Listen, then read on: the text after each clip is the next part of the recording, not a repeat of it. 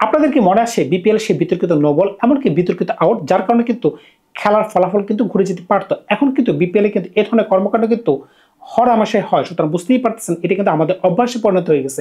কিন্তু এটার পিছনে আসলে দায়ী কারা? আমরাই কিন্তু দায়ী। খেয়াল করে দেখবেন সাকিব আল হাসানের মাথার উপর দিয়ে এই যে বলটি গেছে এটা কিন্তু একটা প্রপার নো বল ছিল, কিন্তু আম্পায়ার কিন্তু কোনো ধরনের কল দেয় নাই।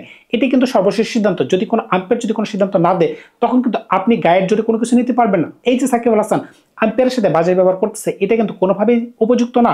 এই বলটি খেয়াল করে দেখেন, এই বলটি কিন্তু আম্পায়ারের কল ছিল ওয়াইড একটা বল। খেয়াল করে দেখেন প্লেয়ারের মাথার উপর দিয়ে গেছে, কিন্তু আমার কথা সেটা না। খেয়াল করে দেখবেন যখন বলটা মাথার উপর দিয়ে যাচ্ছে তখনই কিন্তু অপর প্রান্ত থেকে একজন ব্যাটসম্যান দৌড় শুরু করে দিল, এমনকি দুই প্রান্ত থেকে যখন দুইজন ব্যাটসম্যান দৌড় শুরু করে দিল তখন কিন্তু আম্পায়ার কিন্তু এই ধরনের কল দিতে পারে না যে বলটি ওয়াইড বল হচ্ছে কিংবা নো বল হচ্ছে।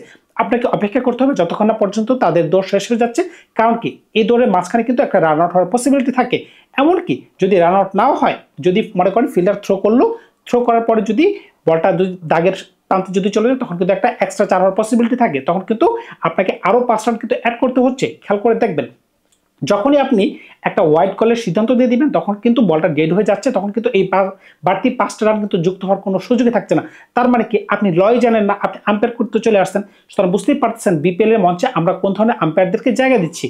একটা বল তখনই আপনি হোয়াইট বল ঘোষণা দিতে পারবেন যখন কোনো ব্যাটসম্যান যখন রানের প্রিপারেশন না নেয় বা রান নিতে না চায়। যদি কোনো ব্যাটসম্যান রান নিতে চায় যতক্ষণ না পর্যন্ত তাদের রান শেষ না হবে ততক্ষণ পর্যন্ত আপনি কোনো হোয়াইট বল নো বলে সিগন্যাল দিতে পারবেন না। কিন্তু বাংলাদেশের আম্পায়াররা বা বিপিএল যারা আম্পায়ারগিরি করে তারা কেউই জানে না কিভাবে আম্পায়ার করতে হয় বা আম্পায়ারের নিয়ম পালন করতে হয়। তা না হলে সাকিব আল হাসান কিভাবে আম্পায়ারের সাথে খারাপ ব্যবহার করে। খেয়াল করে দেখবেন সচিন টেন্ডুলকার তার জীবনে কতবার যে বাজেভাবে আউট হয়েছেন, কিন্তু তাকে তো আমরা একবারও দেখি নাই যে তিনি খেলার মাঠে নাকশ হয়েছেন বা কিংবা কোনো আম্পায়ারের সাথে তিনি বাজে ব্যবহার করছেন। সুতরাং বুঝতেই পারতেছেন একজন বড় ক্রিকেটার এমনিতেই হয় না, তার খেলা তার কর্মকাণ্ডে এমনকি তার ব্যবহারের কারণে কিন্তু একজন বড় ক্রিকেটার কিন্তু প্রমাণিত হয়, এমনকি সবাইকে তাকে সম্মান করে। মনে পড়ে কি আপনাদের সৌম্য সরকারের একটি বিতর্কিত আউটের কথা? তামিম ইকবালের সাথে তার মাঠে যে ধরনের ঝগড়া হয়েছিল সেটা কিন্তু সবার মনে থাকার কথা। মনে পড়ে কি তিনি যখন এলবিডব্লিউ ফাঁদে পড়েছিলেন তখন কিন্তু তাকে মাঠে আউট দেওয়া হয়েছিল, এমনকি তিনি রিভিউ নিয়েছিলেন। দুর্ভাগ্যজনকভাবে বাংলাদেশ যখন ডিআরএস ছিল না আমরা কিন্তু এডিআরএস মানে অল্টারনেটিভ ডিআরএস আমরা ব্যবহার করেছিলাম। এটা আমাদের ব্যর্থতা যে আমরা কেন বিপিএল শুরু হওয়ার এত বছর পরে 2023 সালে এই ঘটনাটি ঘটেছিল যে আমরা ডিআরএস রাখতে পারিনি, এটা আমাদের ব্যর্থতা। কিন্তু আম্পায়ার যখন আউট দিয়ে দিলেন, এমনকি আপনি এডিআরএস এর মাধ্যমে যখন আপনি আউট হইলেন তখন আপনার কি উচিত ছিল? আপনি মাঠ ছেড়ে চলে যাবেন, কিন্তু আপনি এমন আচরণ করলেন যে আম্পায়ার বাধ্য হয়েছেন যে আপনাকে নট আউট ঘোষণা করতে। চিন্তা করতে পারছেন 2-4-10 সেকেন্ডের মাঝখানে একবার আউট হয়েছেন, ডিআরএসে গেছেন, এডিআরএসে গেছেন, আপনাকে আবার আউট দেওয়া হয়েছে, কিন্তু আপনি খুশি না তাই বলে আপনাকে আবার নট আউট দেওয়া হচ্ছে। বাংলাদেশে সবকিছু সম্ভব, এমনকি বিপিএল এ সবকিছু সম্ভব। সুতরাং বুঝতেই পারতেছেন একদিকে যখন সাকিব আল হাসান ক্ষুব্ধ হয়ে স্ট্যাম্প ভেঙে ফেলতে পারেন, কারণ কি আম্পায়ারের সিদ্ধান্ত বাজে ছিল, এটাই তো কারণ হতে পারে, এছাড়া তো অন্য কোনো কারণ নাই যে আপনি রেগে ক্ষুবে আপনি স্ট্যাম্প ভেঙে ফেলবেন। বাংলাদেশে এই ধরনের কর্মকাণ্ড চলে, বিশ্বের অন্য কোনো জায়গায় এমন ধরনের কাজ আমি দেখতে পাই নাই ভাই। হ্যাঁ, একজন পেস বলারের সাথে বা একজন বলারের সাথে একজন ব্যাটসম্যানের দুইটা কথার বিনিময় হয়, এটা আমরা প্রায় দেখি, কিন্তু আম্পায়ারের সাথে খেলার মাঠে এ ধরনের বাকবিতণ্ড ঘটে সেটা কিন্তু আমি দেখি না। তার মানে কি আম্পায়াররা কি বিপক্ষ দলকে সুবিধা দেওয়ার চেষ্টা করে?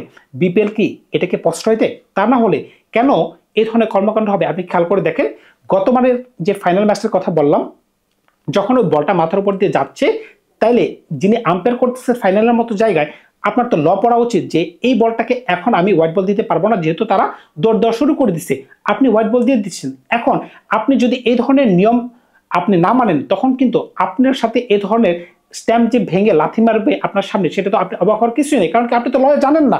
আপনি যেহেতু ল জানেন না, আপনি আরেকদিন একটা বড় ভুল করে বসবেন, তখন খেলার মন ঘুরে যেতে পারে। তাই তো আপনাদের সাথে এই ধরনের ব্যবহার হচ্ছে। এমনকি এনামুল হক বিজয়ের কথা মনে আছে? সেম কেস, কিন্তু সেম কেস বলতে সেম কেস কিরকম হচ্ছে, তার ব্যাটে বল লাগে নাই, তাকে আউট দেওয়া হয়েছে, তিনি এডিআরএস নিয়েছেন, বাংলাদেশের ডিআরএস ছিল না, এডিআরএস স্পষ্ট বোঝা যাচ্ছে যে তার ব্যাটে বল লাগছে, কিন্তু তাকে যে আউট দেওয়া হয়েছে তাকে আউটই দেওয়া হয়েছে। সুতরাং বুঝতেই পারছেন তিনি কিন্তু মাঠে ক্ষুব্ধ হয়ে গেছেন। এখন এটা কিন্তু বাংলাদেশের একটা নিত্য নতুন ঘটনা না, বিপিএল এ এটা কিন্তু প্রত্যেক দিনই ঘটতেছে। এখন প্রত্যেক দিন যে একই জিনিস ঘটতেছে তার মানে কি একটা সূত্র তো পাওয়া যায় যে বাংলাদেশে যে এই ধরনের যে ফিক্সিং ঘটতেছে, বিপিএল যে এই ধরনের ফিক্সিং ঘটতেছে, 2025 সালে বিপিএল এত ফিক্সিং এর ঘটনা আমরা শুনতে পেলাম, কিন্তু একটা প্রতিবেদনও কিন্তু আমাদের সামনে প্রকাশ্যে এমনভাবে আসলো না যে আমরা জানতে পারলাম যে এই প্লেয়ারটা যুক্ত বা এই টিমটা প্রপারলি যুক্ত, এমন কোনো রিপোর্ট কিন্তু আমরা পাই নাই। দেখেন আরেকটা বিপিএল কিন্তু শুরু হয়ে যাচ্ছে, তার মানে কি আমরা কিন্তু এগুলোকে প্রশ্রয় দিই। খেয়াল করে দেখবেন সাকিব আল হাসান 1xBet-এর বিজ্ঞাপন দিতেন, এটা কিন্তু বাংলাদেশে একবারে 100% নিষিদ্ধ যে আপনি কোনোভাবেই কোনো জুয়ার সাইটকে বা জুয়ার সাথে সম্পৃক্ত কোনো জিনিসকে আপনি প্রমোট করতে পারবেন না। কিন্তু বাংলাদেশে একটা বিপিএল যেটা টিভিতে প্রচারিত হয়েছিল, এই বিপিএল কিন্তু 1xBet-এর সাথে চুক্তি হয়েছিল, তারা কিন্তু 1xBet-এর বিজ্ঞাপন প্রচার করতেছিল। তার মানে কি বিসিবি আপনাকে অনুমতি দিছে দেখেই তো বিপিএল সেটা করতে পারছে। যেখানে বিসিবি এগুলোকে প্রচার করতে পারে, তাহলে একটা ইন্ডিভিজুয়াল প্লেয়ার তো করতেই পারে। সুতরাং বুঝতেই পারতেছেন এক মুখে দুই কথা বলতেছেন। একদিকে বলতেছেন না জুয়াকে প্রমোট করা যাবে না, আবার বাংলাদেশের যারা সর্বোচ্চ সংস্থা যারা ক্রিকেট চালায় তারাই কিন্তু এগুলো প্রচার করতেছে। সুতরাং বুঝতেই পারতেছেন মানে আমরা মন্দের ভালো নিয়ে আসি, কে যে ভালো কে যে খারাপ, আম্পায়ার খারাপ না প্লেয়ার খারাপ, কে বেশি খারাপ, এগুলা কিন্তু এখন কিন্তু তর্কের শেষ পর্যায়ে চলে যাবে। কিন্তু সাকিব আল হাসান বেশি খারাপ ছিলেন নাকি ওই দিন আম্পায়ার বেশি খারাপ ছিলেন, নাকি সম্পূর্ণটা একটা দ্বিধাদ্বন্দ্ব ছিল, কে বুঝবে কার কথা? মনে পড়ে কি ডেভিড ওয়ার্নার তিনি লজ্জায় পড়ে গেছিলেন একটা রান আউট নিয়ে, সম্ভবত মেহেদী হাসান মিরাজ ছিল অপর প্রান্তে, সঠিক নামটা ভুলে গেছি, 2018-19 সালের ঘটনা হতে পারে। যখন বাংলাদেশের স্বর্ণযুগ ছিল, যখন এবি ডিভিলিয়ার্স, গেইল তাদের মতো বড় বড় প্লেয়াররা যখন বিপিএল খেলতে আসতো, ডেভিড ওয়ার্নার, স্টিভ স্মিথ, বুঝতেই পারছেন ওই সময় কিন্তু একটা রান আউটের বিতর্ক সৃষ্টি হয়েছিল। কিন্তু ডেভিড ওয়ার্নার কিন্তু হাসি মুখে সেটাকে এড়াই চলে গেছেন, কারণ কি তিনি কোনো বিতর্কের সাথে যুক্ত হতে চান নাই।